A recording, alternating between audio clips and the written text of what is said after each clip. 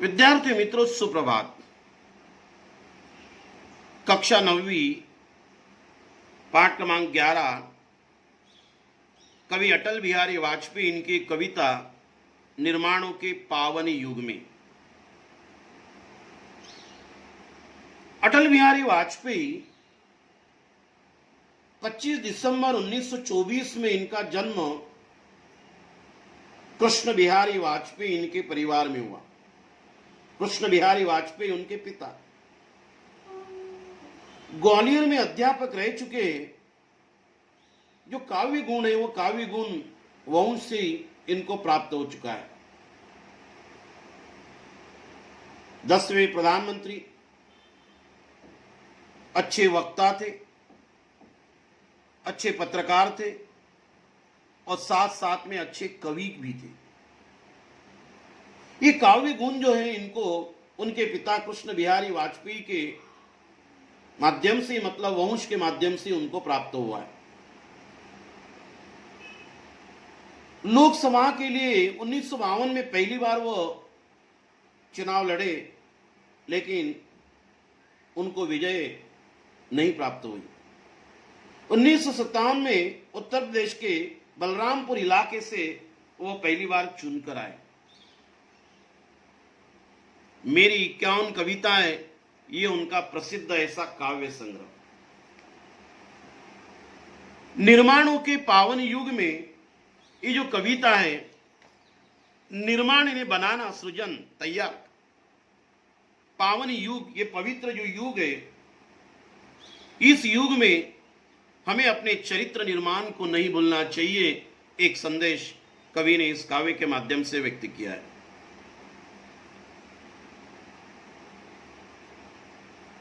कवि अटल बिहारी वाजपेयी जी ने नूतन अनुसंधान, नूतन यानी नया, अनुसंधान यानी खोज, संस्कृति के सम्मान, जो हमारी संस्कृति, भारतीय संस्कृति, उसका सम्मान, जगत यानी दुनिया का कल्याण, दुनिया की भलाई के लिए हम काम करते रहना चाहिए, उसके उत्थान के लिए। साथ साथ में ये करते करते हम अपने चरित्र निर्माण को विशेष ध्यान देना चाहिए। ये बात भी कवि ने इस काव्य के माध्यम से व्यक्त की हुई। देखते, निर्माणों के पावन युग में हम चरित्र निर्माण न भूलें, स्वार्थ साधना की आंधी में वसुधा का कल्याण न भूलें। कवि कहते हैं, निर्माणों के पावन युग में, जो निर्माण का पावन युग कहा गया है, इस युग को, इस काल को निर्माण, तैयार करना, सृजन करना, पावन यानी पवित्र युग कहा गया। उन्होंने युग निर्माण के साथ साथ चरित्र निर्माण, चरित्र के निर्माण की ओर भी हमें ध्यान देना चाहिए। चरित्र निर्माण हमें नहीं भूलना चाहिए। हमारा चरित्र अच्छा होगा तो सब कुछ अच्छा होगा। हमारे विचार अच्छे होंगे, हमारे विचार अच्छे तो हमारी करनी अच्छी होगी। क्योंकि कवि कहते हैं कि निर्माण करते करते हमने अपने चरित्र की ओर भी ध्यान देना चाहिए। कवि इन पंक्तियों से संदेश देते, स्वार्थ साधना की आंधी में,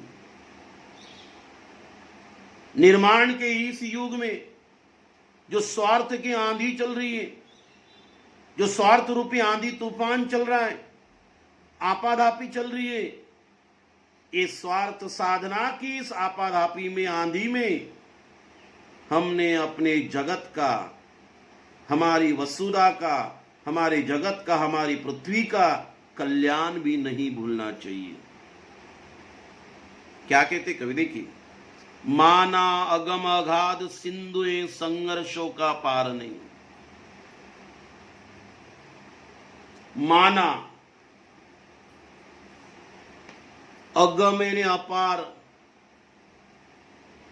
दुर्गम कठिन, अघात यानी अथाह, सिंधु यानी सागर, संघर्षों का पार नहीं, किंतु डूबना मझधारों में, उस लहर में साहस यानी हिम्मत को स्वीकार नहीं। जटिल यानी कठिन समस्या सुलझाने को, खत्म करने को, नूतन यानी नया, अनुसंधान यानी खोज। अर्थ देखेंगे उसका। क्या कहते कवि? कवि कहते कि कवि के अनुसार ये जो जीवन है, ये जीवन संघर्षों से भरा हुआ है। इतना संघर्षों से भरा है, अगम है, अपार है, कठिन है, अगाध है, अथाह है। ये जीवन रूपी जो महासागर है, इस महासागर को पार करना बहुत ही मुश्किल है। इसमें काफी संघर्ष है। लेकिन कवि कहते किंतु डूबना, मझधारों में, उन लहरों में साहस यानी हिम्मत को स्वीकार नहीं। कवि कहते कि जिंदगी यानी संघर्ष कोई मामूली संघर्ष नहीं, महासागर की तरह संघर्ष, बहुत बड़े संघर्ष है। अथाह यानी अगाध है, अगम यानी अपार, दुर्गम, कठिन है। इसको पार करना बहुत ही मुश्किल है। इस संघर्षों का मुकाबला करना बड़ा कठिन है। किंतु डूबना, ये करते करते कभी हम हार मान लेंगे। डूबना जो है हमें स्वीकार नहीं है। किसको? साहस को। जब तक साहस है, हिम्मत है, हौसला है, धैर्य है, धाड़स है, तब तक इस समस्याओं के मझधार में हमें डूबना, हार मानना बिल्कुल स्वीकार नहीं है। जटिल समस्या सुलझाने को नूतन अनुसंधान न भूले। हमें यह भी नहीं भूलना चाहिए, हमें यह भी नहीं भूलना चाहिए कि नए नए अनुसंधान और समस्या, जटिल कितनी भी कठिन समस्या, उसको सुलझाने को नूतन अनुसंधान न भूले। अनुसंधान और समस्याओं का गहन अध्ययन कर उसका समाधान भी हम अवश्य निकाल लेंगे। कितनी भी कठिन समस्या क्यों न हो, उसको हमें सुलझाएंगे और इन समस्याओं का गहन अध्ययन कर कर, अनुसंधान कर कर, उन अध्ययन कर कर और अनुसंधान कर कर उसका समाधान अवश्यम निकालेंगे, उसको अवश्यम सुलझाएंगे। निर्माणों के पावन युग में हम चरित्र निर्माण न भूले, स्वार्थ साधना की आंधी में वसुधा का कल्याण न भूले। निर्माणों के पावन युग में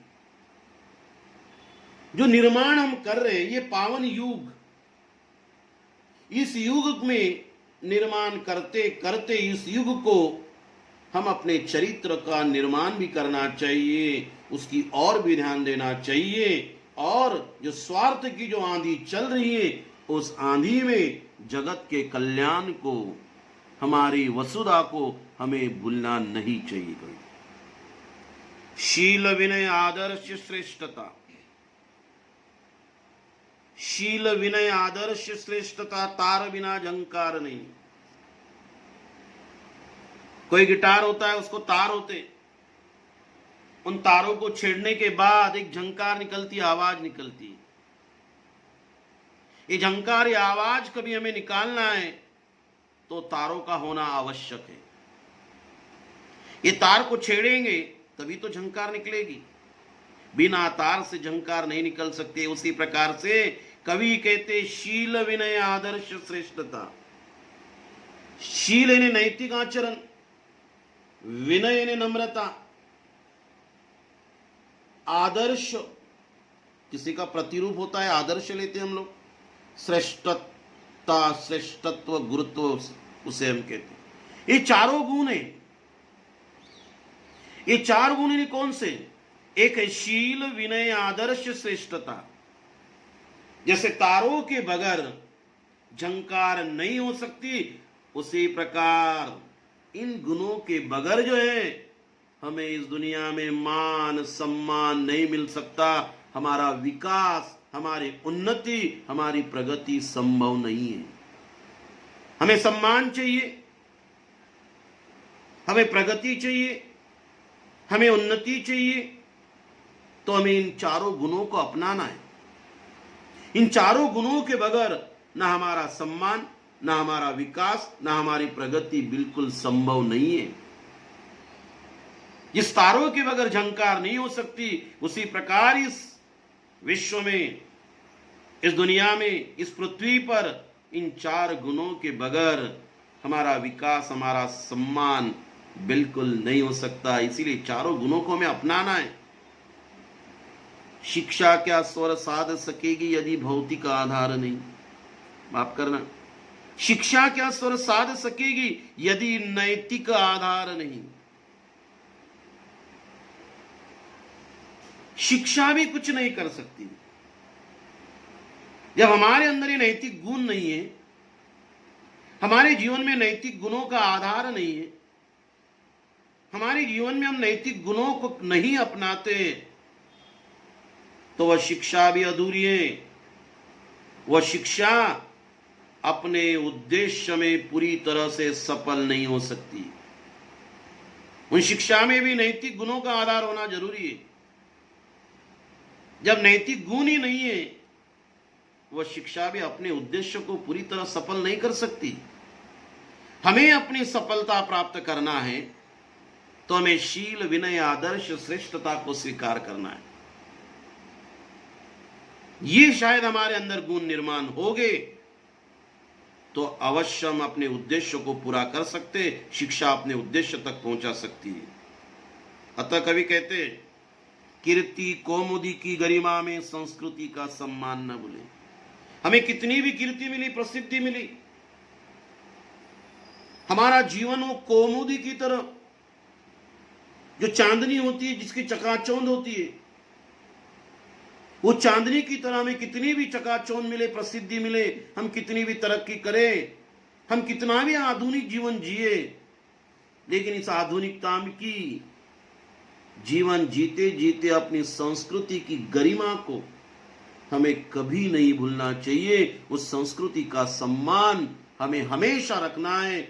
हमें उस सम्मान को कभी भूलना नहीं चाहिए, चाहे कितनी भी प्रसिद्धि क्यों ना मिले।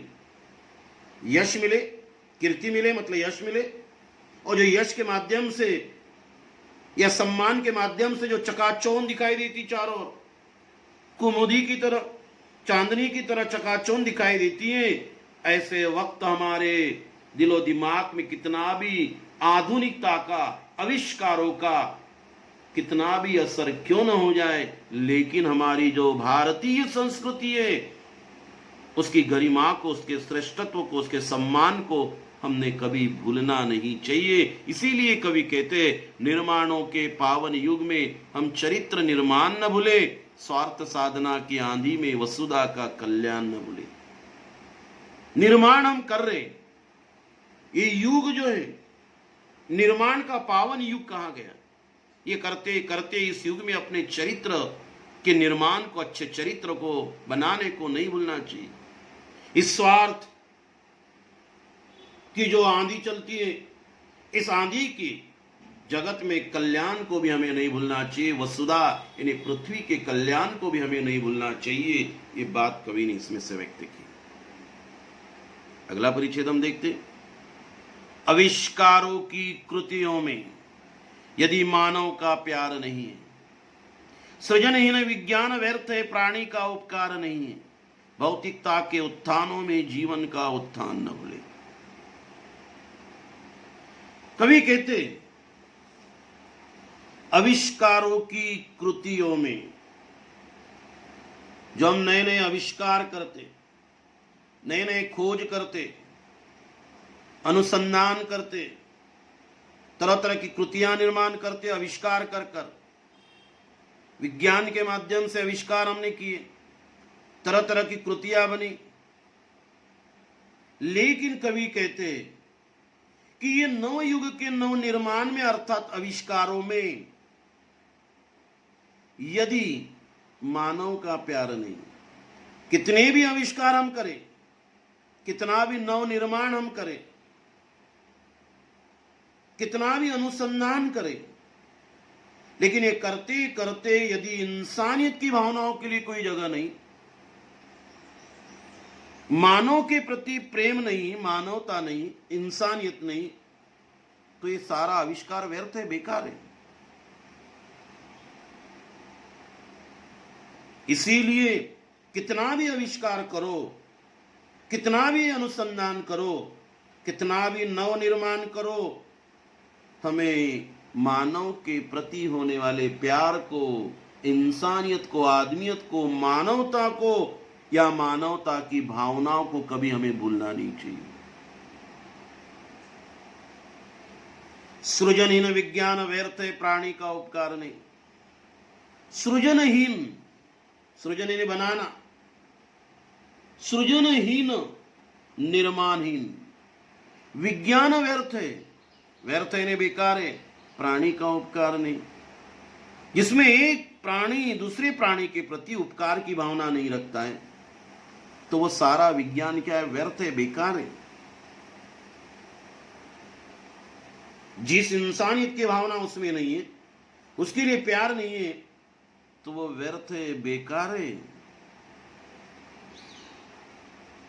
यदि मानव जाति का कल्याण ही उसमें नहीं है, तो विज्ञान की सारी खोज वो व्यर्थ है, बेकार है। भौतिकता के उत्थानों में जीवन का उत्थान न भूले। कवि कहते कि भौतिकता के उत्थानों में, जो भौतिकता है, सांसारिक सुख, उत्थान, उन्नति, प्रगति, विकास, सांसारिक सुख एवं विकास में जीवन के मूल उद्देश्य को, जीवन के उत्थान को, मतलब जीवन के मूल उद्देश्य को हमें नहीं भूलना चाहिए। कितना भी आविष्कार हम करें, इंसानियत की भावना होनी चाहिए। वहां इंसानियत की भावना के लिए कोई जगह नहीं है, उसके लिए प्यार नहीं है, तो सब व्यर्थ है। यदि मानव जाति का कल्याण नहीं होता है, तो विज्ञान की सारी खोज व्यर्थ है। सृजनहीन विज्ञान व्यर्थ है, बेकार है। क्योंकि प्राणी का एक प्राणी का दूसरे प्राणी के प्रति उपकार नहीं, एक मानव दूसरे मानव के प्रति उपकार की भावना नहीं रखता है। इसीलिए कवि कहते हैं, जो सांसारिक यानी भौतिकता, उत्थान यानी विकास, सांसारिक सुख एवं विकास में जीवन का जो उत्थान है, जीवन का जो उद्देश्य है, उसे हमें भूलना नहीं चाहिए। उसे हम कभी भूल गए तो कितना भी आविष्कार हमने कर लिया, वह सब व्यर्थ है, बेकार है, ऐसा कवि कहना चाहते हैं। निर्माणों के पावन युग में हम चरित्र निर्माण न भूले, स्वार्थ साधना की आंधी में वसुधा का कल्याण न भूले। कवि कहते हैं कि निर्माणों का युग है, इस युग को निर्माण का पावन यानी पवित्र युग कहा जाता है। और इस युग के निर्माण के साथ साथ हमने अपने चरित्र निर्माण को नहीं भूलना चाहिए, उसकी ओर ध्यान देने की आवश्यकता है, जरूरत है। क्योंकि हमारा चरित्र अच्छा है तो हमारा मन अच्छा रहेगा, मन अच्छा रहेगा तो हमारा कर्म अच्छा रहेगा। कितनी भी प्रगति हम करें, उन्नति करें, कितना भी निर्माण करें, कितना भी बनाएं, कितना भी सृजन करें, लेकिन हमारा चरित्र अच्छा नहीं है तो सब व्यर्थ है। इसीलिए कवि कहते, स्वार्थ साधना की आंधी में, जो इस युग में जो स्वार्थ साधना चल रही है, स्वार्थ की जो आंधी चल रही है, इस आंधी में क्या वसुधा का कल्याण न भूले। जो हमारी वसुधा है, पृथ्वी है, कल्याण का अर्थ होता है भलाई। इस स्वार्थ की आंधी तूफानों में हमने अपनी पृथ्वी, अपनी जननी, हमारी भू, हमारी माता, ये जगत, ये दुनिया, उसके कल्याण को हमें कभी नहीं भूलना चाहिए। उसकी भलाई के लिए हमने सदैव तत्पर रहना चाहिए। ऐसा कवि इस पंक्ति के माध्यम से व्यक्त कर रहे हैं। अंत में कवि कहते हैं कि कितना भी नूतन अनुसंधान हम करें, करो अवश्य, भौतिकताएं, सांसारिकताएं अवश्य, लेकिन ये सब करते करते हमारे संस्कृति का जो सम्मान है वो हमें बरकरार रखना है। उस सम्मान को कभी हमने ठेस नहीं पहुंचनी चाहिए। साथ में हमने जगत का कल्याण भी करना चाहिए, उसका विकास करना चाहिए। जगत के कल्याण के लिए, वसुधा के कल्याण के लिए, हमारी पृथ्वी के कल्याण के लिए हमने कार्यरत रहना चाहिए। और इसके साथ साथ ये करते करते हमने अपने चरित्र निर्माण करने की ओर विशेष ध्यान देना चाहिए। ऐसा एक संदेश इस कविता के माध्यम से कवि अटल बिहारी वाजपेयी इन्होंने दिया है। उम्मीद कर रहा हूं कि आपको ये समझ में आया होगा। धन्यवाद।